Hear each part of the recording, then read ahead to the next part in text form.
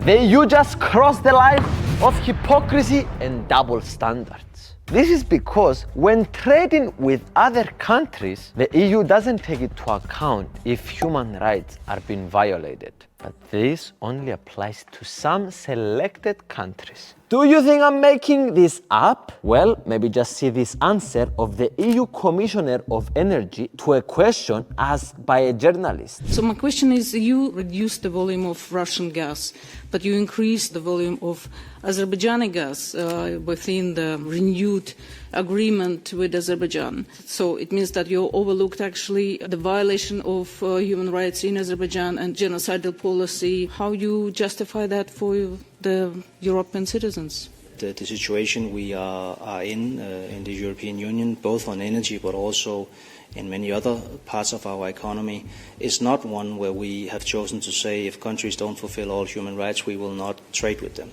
That is not the policy of the European Union. Well, the EU doesn't care about human rights abuses when trading with countries, except when it is Russia. I don't know, but in my hometown, they call this double standards. And also, this is not the only example. This also happened with Israel. Most countries of the EU have spoken up about what Israel is doing to Palestine. But still, EU countries like Germany and the Czech Republic keep allowing selling weapons to Israel, while Israel is conducting a genocide against Palestinians. This is what we call double standards, but some people might call it hypocrisy. I think the EU has to make a choice. Either live up to its own treaty promise that the Union's action on the international scene shall be guided by the universality of human rights and fundamental freedoms, or admit that we only care about human rights when it's in our own interest.